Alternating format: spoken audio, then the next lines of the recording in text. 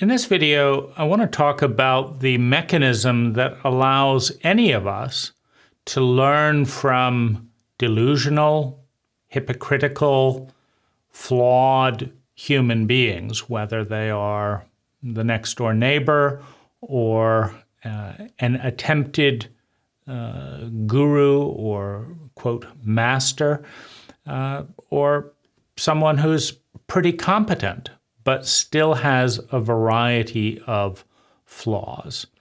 Well, the first thing is, how do you detect flaws in someone that you're trying to learn from, particularly a teacher or a guru type figure that's trying to teach you something?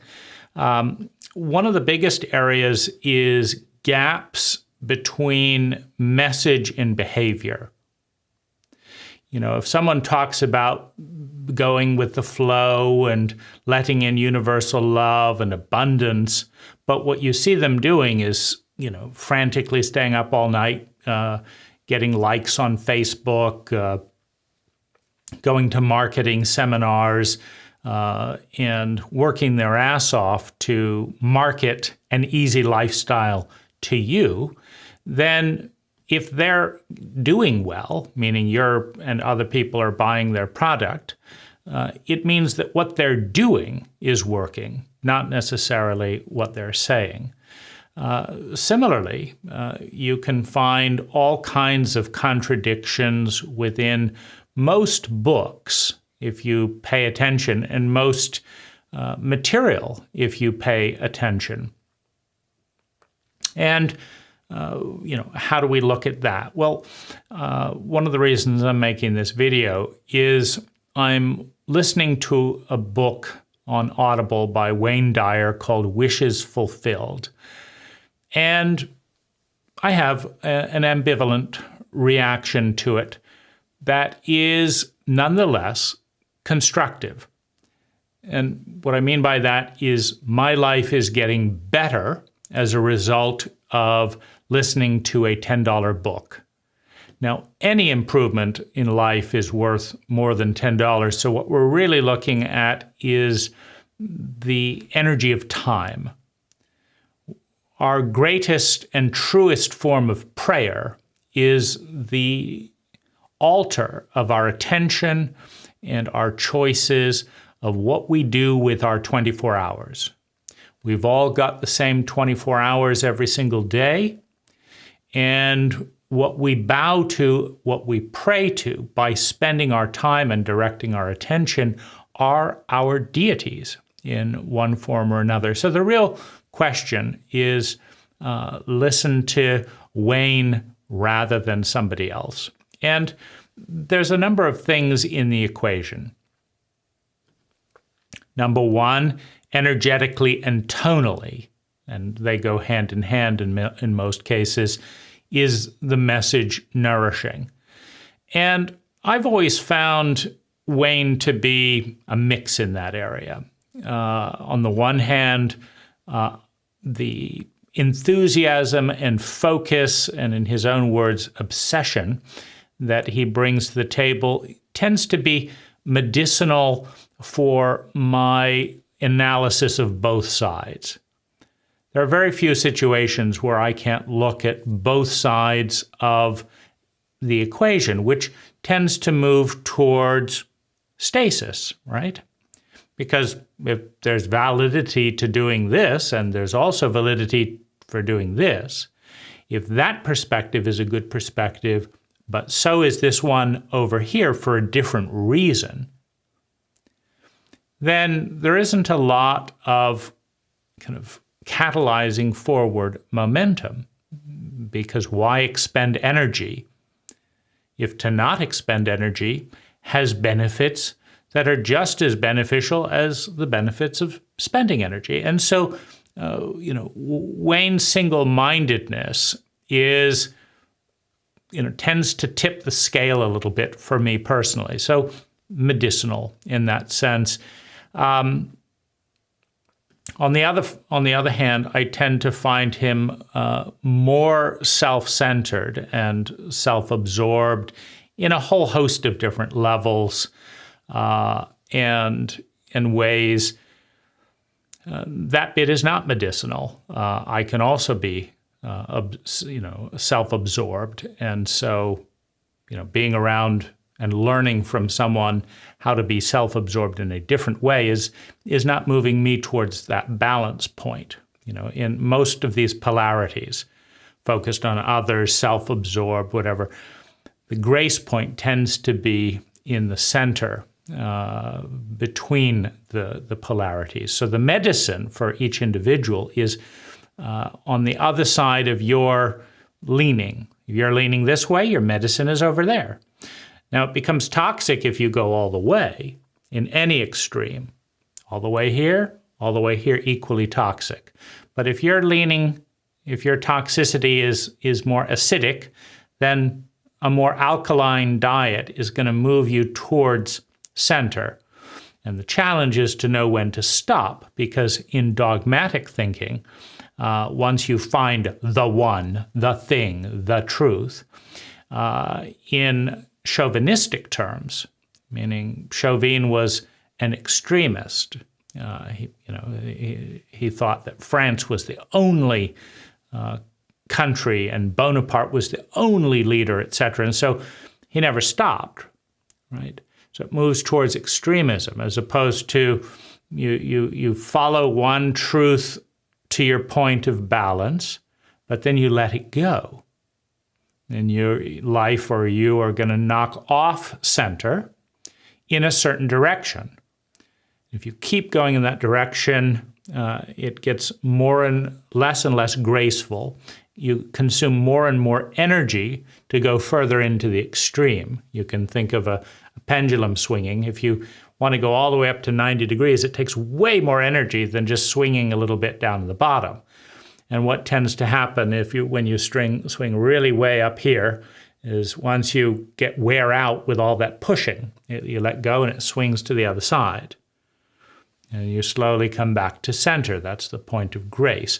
The point of consciousness, however, is the point of distinction. And that brings me back to why I'm listening to Wayne Dyer.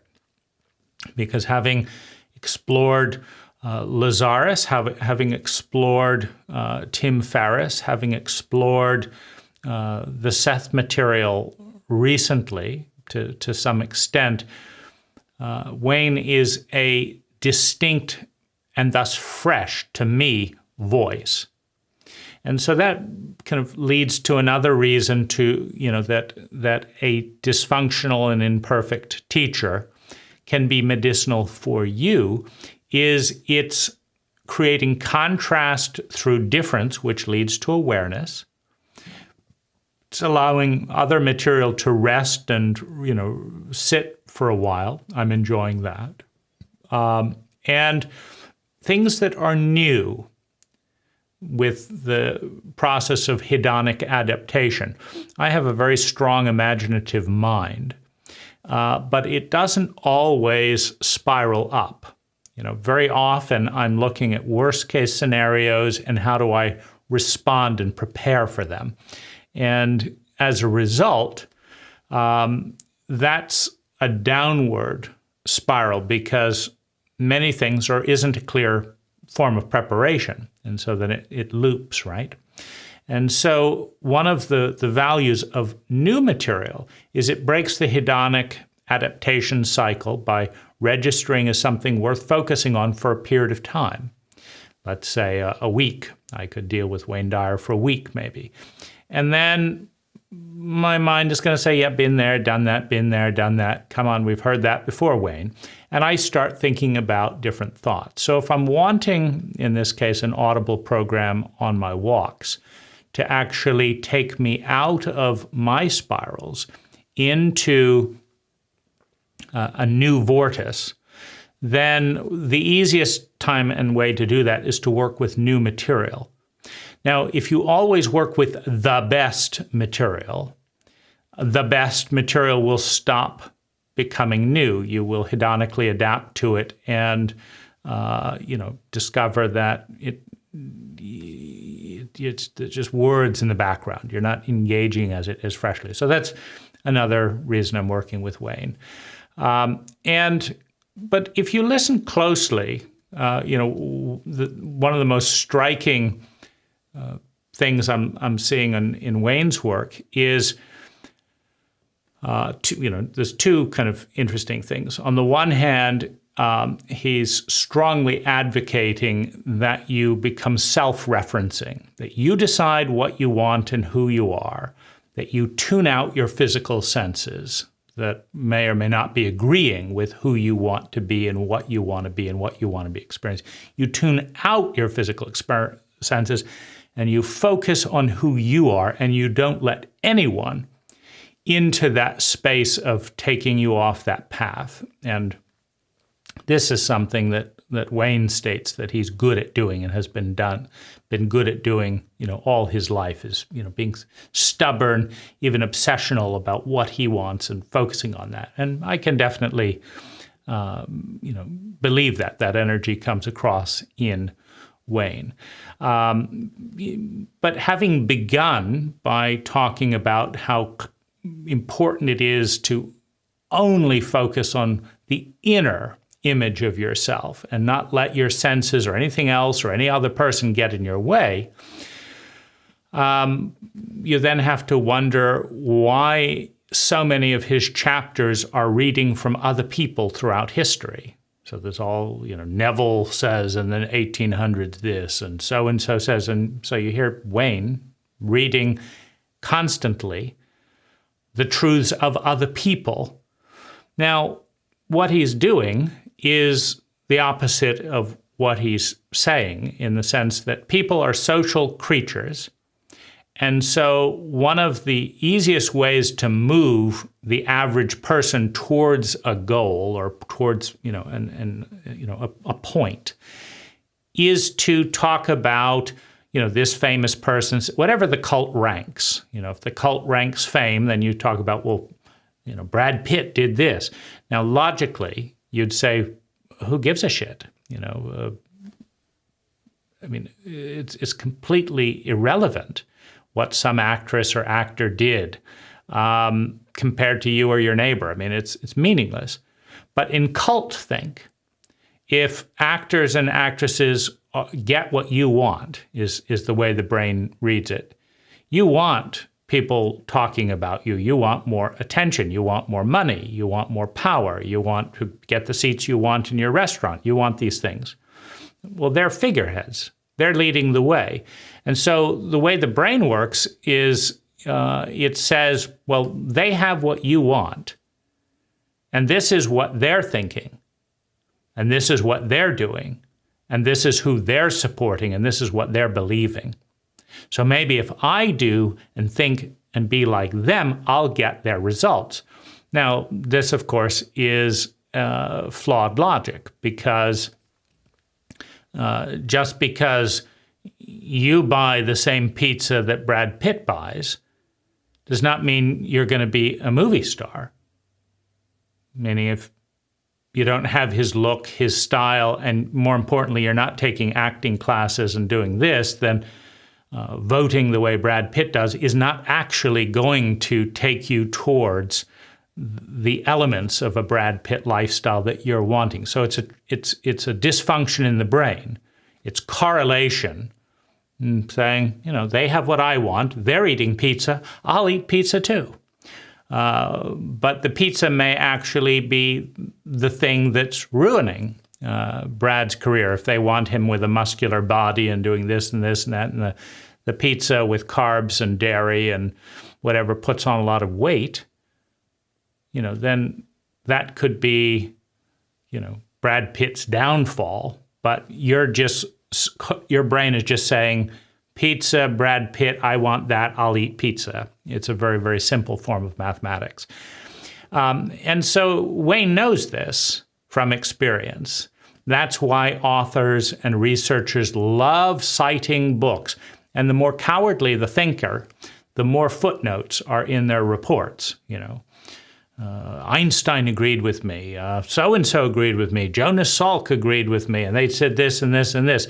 So, I may not and you may not think that I'm very important, but I'm in good company, right? I'm backed by all these other people.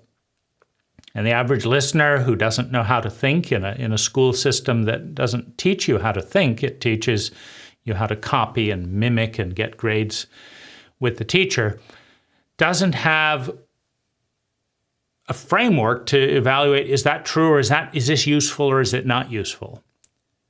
So how do you decide who to pay attention to, who to follow, who to be associated with if you can't think? Well, one of the easiest ways is just that. You take all the people you kind of like and admire, and you just say, are they doing it? And then you do it. The other thing you can do is look at the majority. I don't know, what's everyone else want, right? And there's a whole group in any group of 50 people on any event, and you ask the group a question, and there will be a whole subset, a large majority in that group, that will not look inward and answer the question. They will look to someone that is going to lead the group, and then as soon as a consensus forms, I'll do that, right? And so Wayne quotes all of these other people constantly that have authority in the cult. Saint Germain, Saint Francis. See, we've heard of these names. Lao Tzu, that's about the only Chinese person we've ever heard of. And so Wayne's quoting Lao Tzu, the great philosopher, the great this. So in that sense, we say, well, if Wayne Dyer says it and Lao Tzu says it, I'll just go along with it, right? And so that's why Wayne quotes all of these external sources and doesn't just say, here, it's me. Because that's just one. And if you're looking for groupthink, one isn't enough. What if I believe Wayne Dyer and he's wrong? What if Lao Tzu thought it differently, right?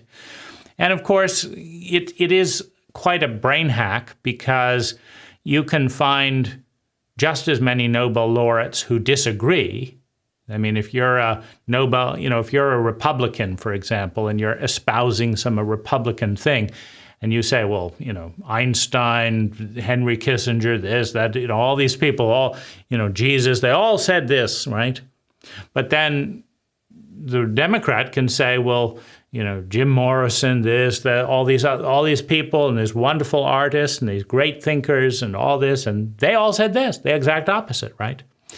And so there's plenty of famous people and thoughtful people that think a wide variety of things, including scientists, right? Some of the best thinking scientists are out of vogue because they're not in the consensus, right? And so, science is as divided as religion in many areas. It just sidelines and marginalizes and doesn't fund the scientists that disagree with them. And so they can't then produce papers and research, and so they just kind of stalemate. They stay in stalemate by the tyranny of the majority who get all the funding, and then decide which papers to fund and stuff, and they fund the things that agree with them, and then that branch of science goes up, whereas the dissenting voices become irrelevant within the self-referential system of science. It's the same thing with religion, right? When the Christians were in power, and Galileo wanted to show some data with his telescopes, the Christians had all the power. And so if they said you were going to hell and they were going to excommunicate you and they were going to kill you, and they've got all the power, it doesn't matter if Galileo is right. He doesn't have any rank. No, everyone's afraid then of the tyranny of the church. They don't want to associate and be excommunicated themselves. And so it doesn't matter that Galileo is correct if he has no power in the political system. Now, the same is true today. Now the scientists are in charge. So it doesn't matter if there are elements in spirituality or Christianity that are correct. The scientists have all the power. You see, when the Christians have all the power, they referenced their dogma. They said, that's not what it says in our book. And our book is the will of God. You don't want to go against the will of God, do you? because that's the will of God. And we said so. We said that God said this, right? If you disagree with us, you're disagreeing with God. And, well, then you're going to burn for eternity and all that. And all your friends who get near you will have ruinous lives and all this bullshit, right? Well, they've just disenfranchised the scientists, right? And there's no, but look at the telescope. The telescope shows it clearly. No, I'm not going to look at the telescope because the telescope doesn't matter. We reference what we reference to reinforce our dogma. It's not in the book, and the book is the definition, right? So now scientists have done the same thing. Prove that there is life after death. If you can't get life after death in a test tube, we have defined the new Bible. The new Bible is the test tube. So show it in the test tube or it doesn't exist. Well, Mr. Scientist, what about the Big Bang? Why don't you show me that in a test tube? Show me the Big Bang in a test tube. Otherwise, it doesn't exist. No, we're in charge now, so we get to say that it did. Out of nothing, no particular reason, poof, the whole universe was created. Well, could you say the whole universe was created in the size of a pea, right? Well, why don't you just get my hand, take one hand and get it back into the size of a pea? And then we could believe you, right? Because the whole universe was once this big. And you're saying you haven't figured out in 10 billion years how to even get one hand to be that small? But you want me to believe on faith that everything that ever has or will exist was once this big. You're joking. Prove it. Well, see, but they're in charge of the new dogma. And so Wayne's using that while preaching, listen to yourself. He's, quoting, the normal cult references that give him rank because he's aligned with Lao Tzu and he's aligned with this and he's aligned with all this stuff. And then he has what you want more than you do. So there's your pedestal. So that's kind of one schizophrenia or one, divergence in that particular book. But a more disturbing one from my perspective is when he says, having said, don't listen to anyone and all that, he says, if you diverge for a moment, if even a little bit of your focus, of your agenda, is not your 100% goal, then the whole thing is undermined. Really, Wayne? So what you're saying, Wayne, is that if I work towards my goal 23 hours and 50 minutes every day, and I focus 99% of my attention on all that I want, but according to you, if just one little thought, 1 little % of my attention, it will undermine the whole thing. What a bunch of crap. Bullshit. Go take your own, stuff, Wayne. So having started by saying, don't listen to anyone but yourself, he then proceeds to preach not only himself, but all the people he listens to and asks you to listen to. And then, on top of that, he says the most absurd thing imaginably. What he's saying, in essence, is that your negativity, 1% of your negativity, is more strong than 99% of your positivity. It's nonsense. Even if negativity and positivity were equal in value and in strength, and 50% of you wandered off here and then 50% of you focused, then you'd have a kind of an equal tug of war, scientifically speaking. If your positivity and creativity and your nature to expand and grow and become all you are is stronger than your fears and negativity and all that, then you because your fears and negativity is so weak, you might be able to focus 10% on really getting what you want, and then all 90% of your weakness and doubts and all that. He says if there's even a little bit of doubt, that'll undermine the whole thing. Bullshit. the most interesting and curious scientists throughout history have doubted and done all kinds of things. So, so you look for things like, you want to be able to analyze, what is he saying, and then what is he doing? And, does that match up? So don't listen to anyone else, plus listen to me, plus listen to all these people because they're famous, plus if you do the slightest bit here, your whole thing is ruined, equals stupidity, insanity. It's complete nonsense. But here's the thing. That's just one form of stupidity. That's Wayne's stupidity. And,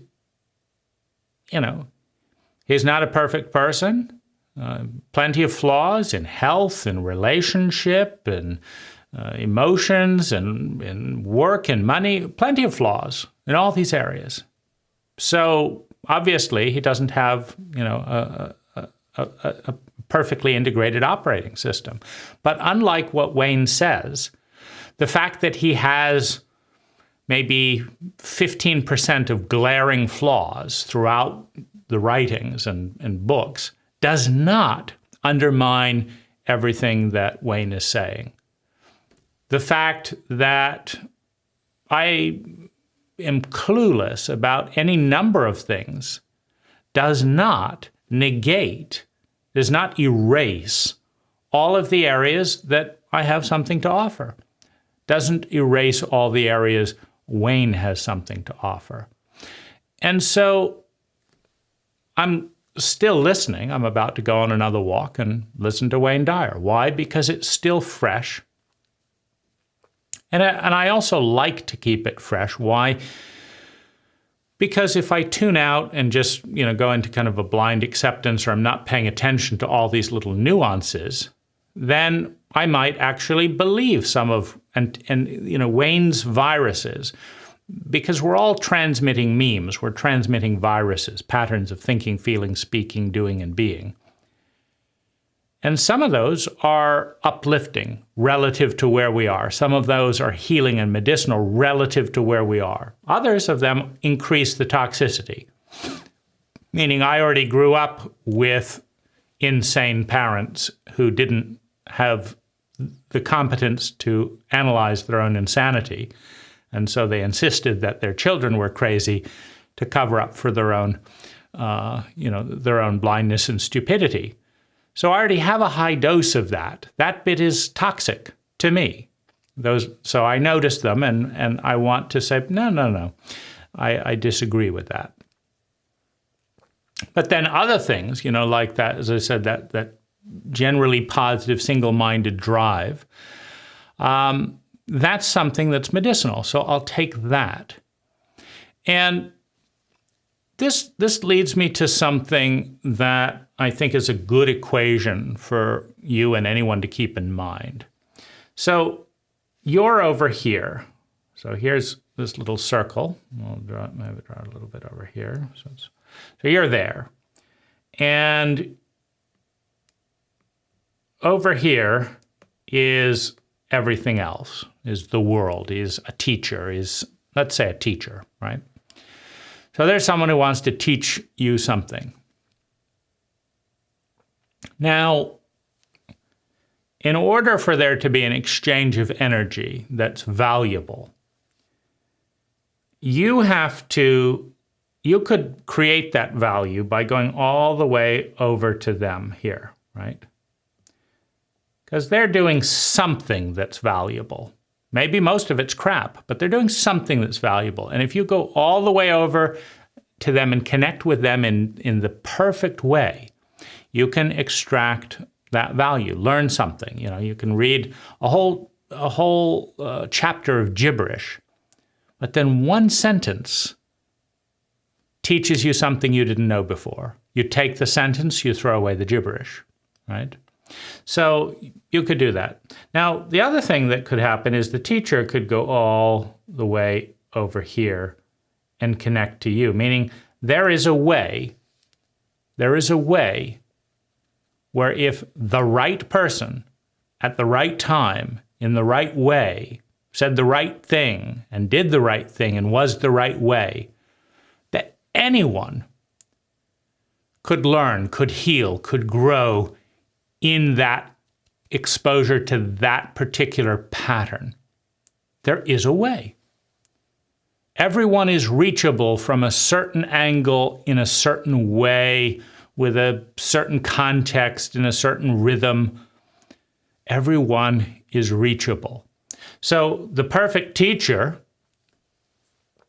could come all the way over there and be the perfect teacher for you, and you would get it. You would wake up, your growth would explode exponentially.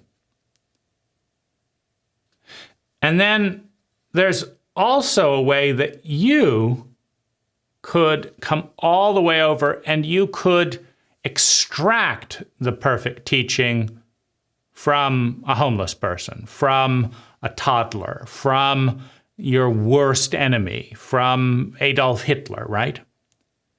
Meaning you could become so perceptive, so enlightened, so curious, so knowledgeable, so flexible, so curious, so responsive, that you go all the way over and meet the other person exactly where they are, and anyone can teach you anything you want to know. You can look at an atom and understand the meaning of life because you've got the right eyes to see it, because you're not limited to just one way. You've got multiple doorways of perception. You watch a cartoon show and the meaning of life is revealed to you because you have developed the lens to extract the meaning of life from everything.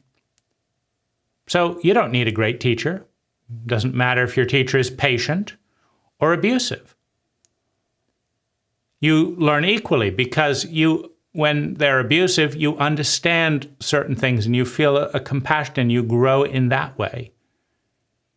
And when they're sweet and kind and loving, and well, the way you define that, you grow in that way. And so you can meet any situation, any person in any context, and extract more value than the average person would get in the most amazing situation that's never even been yet. And the best and most enlightened teacher can teach someone who's mentally disabled with no meditation practice more than some other person could teach a great student, a genius or whatever.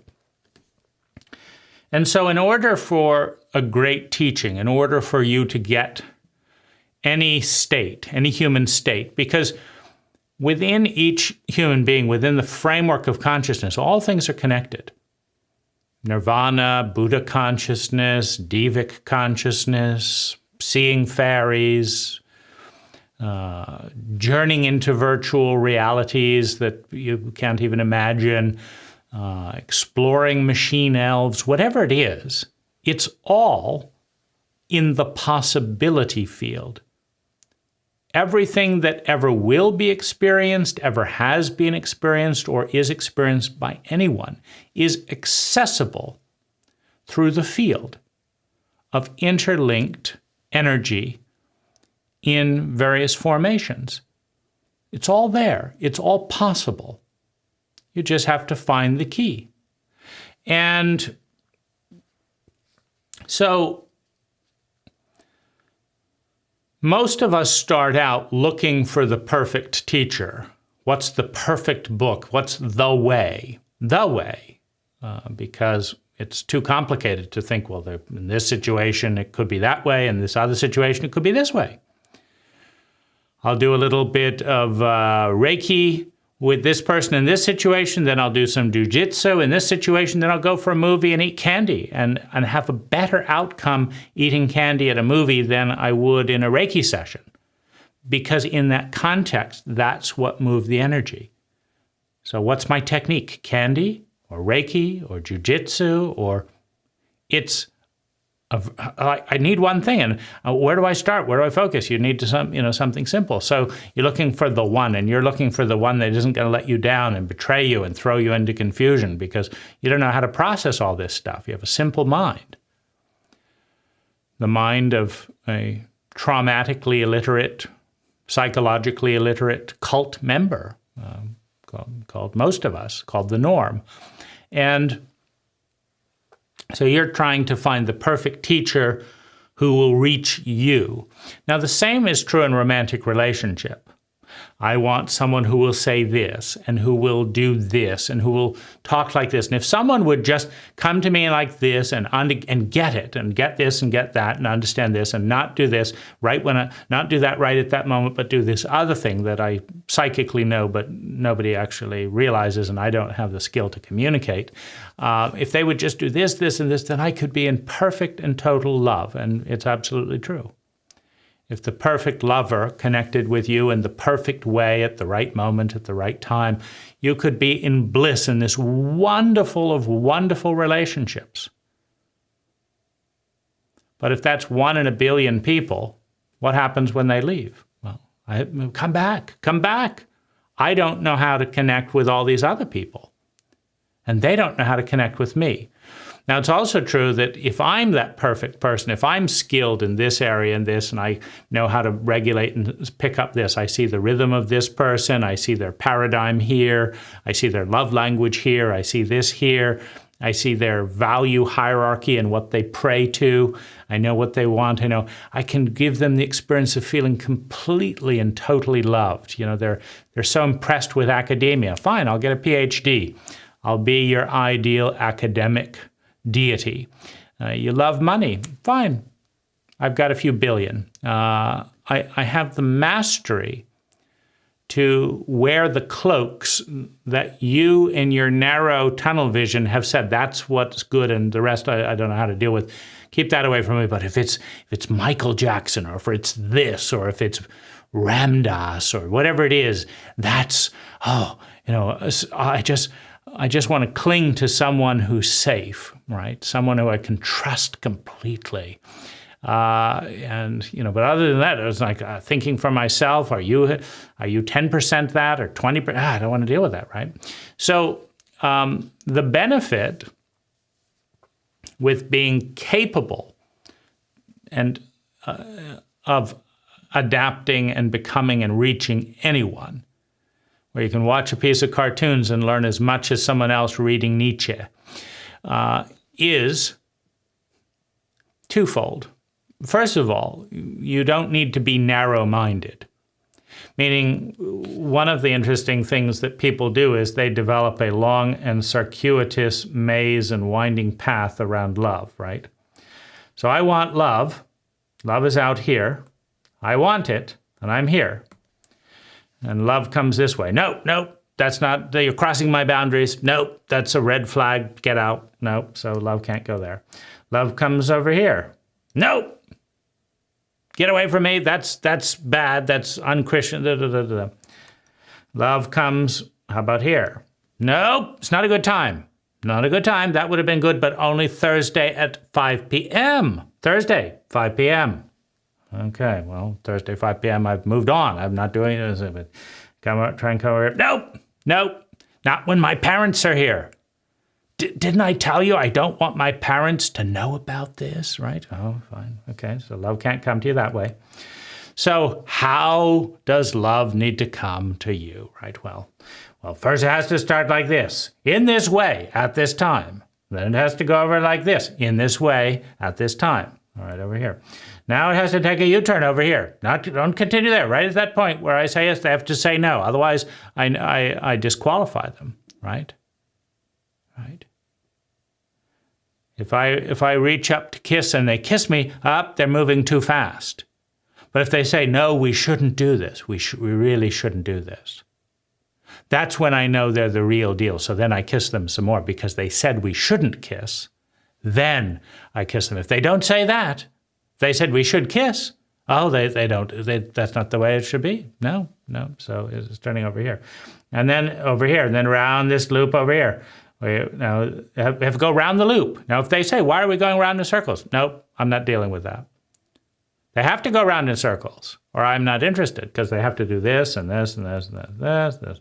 Come all the way over here, and at this point, they have to turn to left here. Why is that? Why do we have to wait here? Don't ask questions. That's not my love script.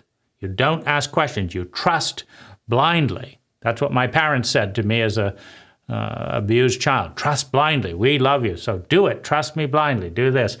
And you have to get over to here. Then you get to here.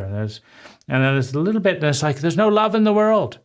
Meaning there's no love that can make it through all that circuitous garbage that you've accumulated as your endless filter to block out 99.9% of the love that you don't know how to recognize or know what to do with or how to respond to or how to succeed with. And you don't want to be in the unknown because you don't want the volatility that stimulates the terror of the unknown, the terror of being out of control. You want to follow this nice little comfortable path. And so this is, the challenge. Now, if you can follow people's path without taking it personally and just going along with it, you say, oh, you have an interesting turn there. That's a new one. My value goes up because I criticize you? Oh, my goodness. You want to have sex with me because I criticized you. It's called a neg. That's a new one?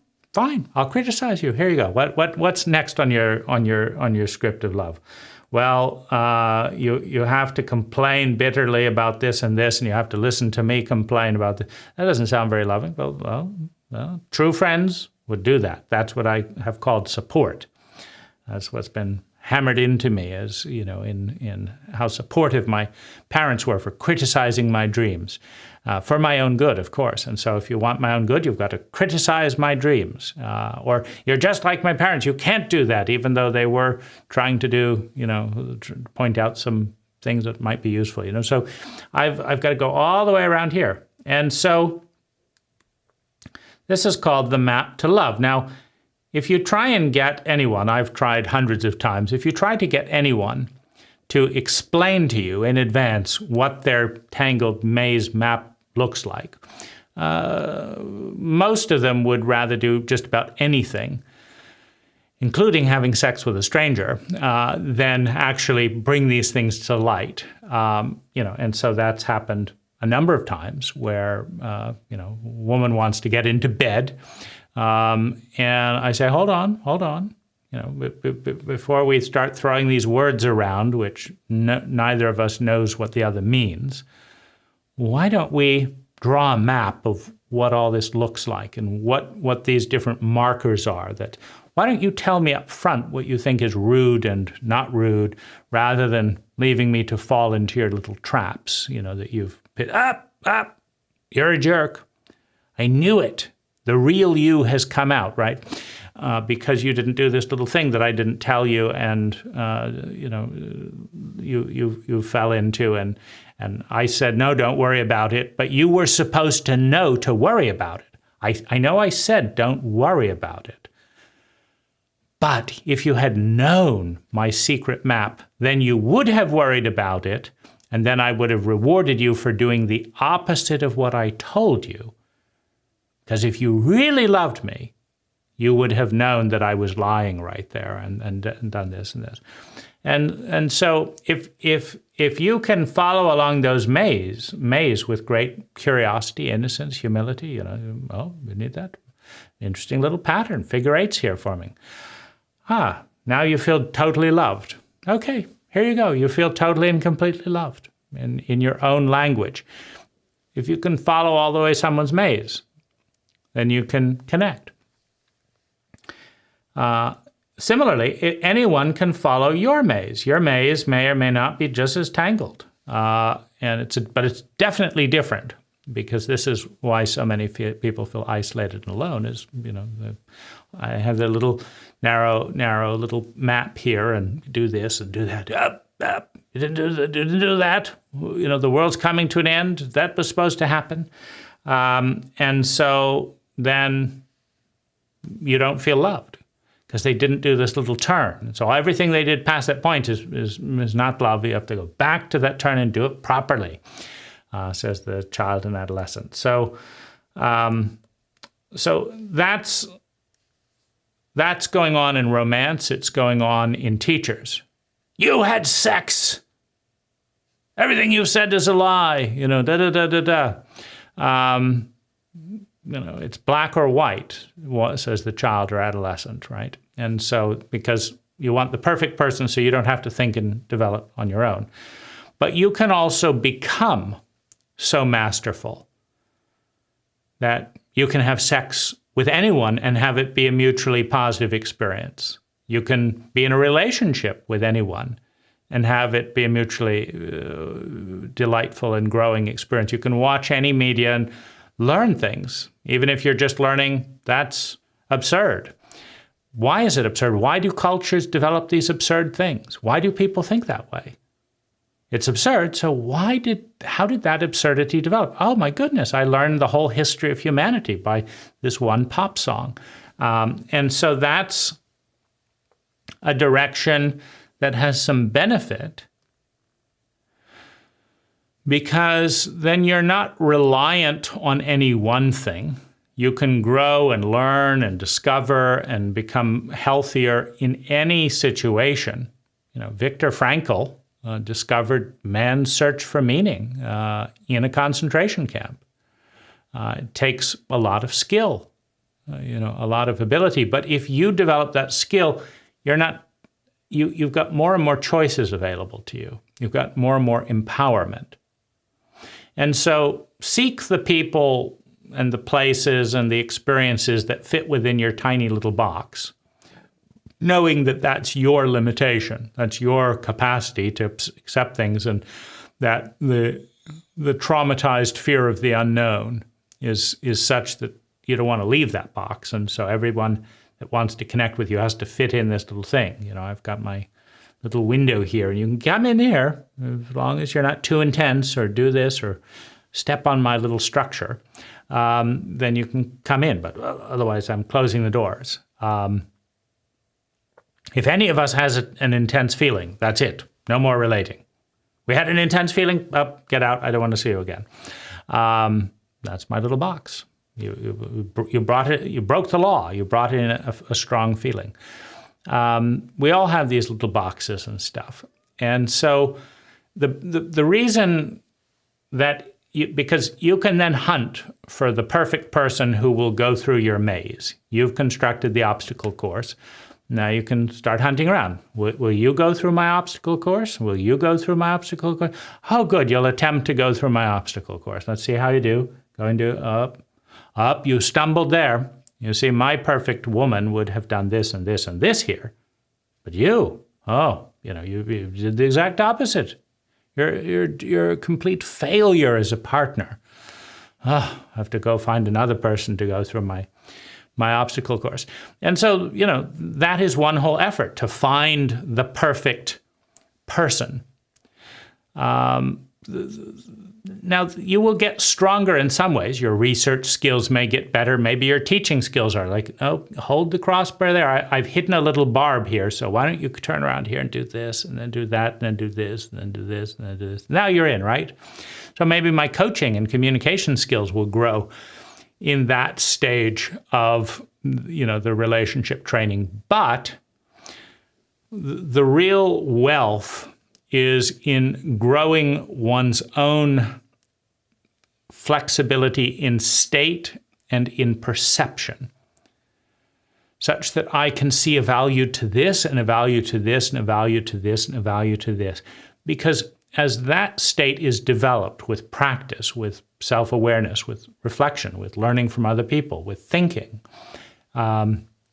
what's life trying to teach me here? What's going on here? As that state is developed, see, because a single-minded person that is aiming for a goal is at war with 99.9% of reality. Why? Because if your goal is to get to Domino's Pizza in the next 3 minutes, whatever it is, right? If you have your goal. Well, someone calls them and says, hey, I have this exciting news. Not now. That's an enemy. That exciting news has become the enemy. Why? Because it doesn't help you get your single-minded goal. Someone else needs help along the road in traffic. An old lady, needs help in traffic, but get out of my way. I need to get to Domino's at 3 in the next 3 minutes. Don't you understand? Why are everyone driving? Why get home? Get out. Get off the road, you fools. You're in my way. What? You're in my way. What's my way? The single-minded goal. I want to do here by this time in this way, and everything else is the enemy. Now, the complete opposite is I want to learn. I want to grow. I want to experience all of life. I want to become my best self. I want to learn to engage in all kinds of situations. Oh, and you've just brought another one for me, and you've brought this one, and I was going to go to Domino's, but now I'm going to go over here, and then this lady I helped, now you've invited me for pizza at home, and then this person came here, and then this one came here, and then, oh my goodness, my landlord has had a tantrum and done this, and is going to evict me. I wonder what's happening. Now I'll get to see what kind of friends come closer to me when I'm evicted, and what kind of friends go further away. Oh, you went further away. How interesting. What's that with you? Well, I don't want you to sleeping at my place, and I don't want to feel guilty. So as soon as I knew you needed a place to sleep, I won't answer the phone, right? And you like being closer, and you wanted more quality time, and so now you're so excited because you like being a hero, and so you get to be the hero, and so now you're closer to me. Oh, how interesting, right? And so the whole world is your friend in one mindset, and the whole world is your enemy in another mindset. And the more narrow and single-minded your goal and your mindset, the more the world is the enemy at any given moment. But conversely, the more you can attract and see, like if you're passionate about creating something, then you see everything in light of could it help or not help, and you see possibilities you wouldn't have seen if you hadn't defined that goal. So you have paradox. So now you can learn in single-mindedness, and you can learn in diversity. So when you're single-minded, you can attract things faster and more intensely and do this and deal with struggle. And when you're struggling, when you're pushing, get out of my way, you're building muscle, right? You're fighting with the larger ecology, yourself. You're fighting with yourself, the energy field you're a part of, born out of. You do battle with yourself and your muscles grow big. Your boundaries become crisper. You welcome the world in, and it's all wonderful for all reasons in all ways, and sure, do this and do that, and everything is fine. Now you learn flexibility, etc., etc. And so this is the terrain by which hypocrites, cheats, delusional people, whatever, can bring us amazing gifts, and that the most amazing and perfect and politically correct people can be a disaster, depending on where we're beginning, depending on how we relate to that. And I think that as poorly as I practice all of this, meaning I have one of the most circuitous little maps of how people can and cannot love me, etc., of many people that I've known, and I get overwhelmed and feel like when love just starts coming at me, it's like, oh my goodness, it's like I don't know how to hold on to me, the pattern that I know, and receive this new energy in this new way. I don't know what to do with it. So I have to put it out because I'm afraid of losing me, right? Traumatized people are more frightened of the unknown than average because the unknown in trauma has been so devastating. And the most sacred thing is our identity, our pattern of thinking, feeling, speaking, doing, and being. And yet every time we engage deeply with an environment or with another person, our identity changes, for better or for worse, depending on our perspective. So thanks for joining me in this exploration. Hi, I'm Dane Rose. All knowledge begins with a paradigm, and out of that paradigm comes an idea, an awareness that we adopt, reject, or synthesize into something better. It doesn't become wisdom, it doesn't become useful until we take action, until we integrate it into not only our thoughts, but our feelings, our body, our words, and our way of being. For that to occur, we have to move from the passive media paradigm into more active engagement. In the link below, in the More Information section, is an invitation to join a very small, deliberately filtered, high-quality discussion with a group of people who share a common language and want to work with these ideas, with me and with one another, with the sole goal of creating 10 times more sustainable well-being for ourselves and those around us per unit of energy invested. Thank you for watching.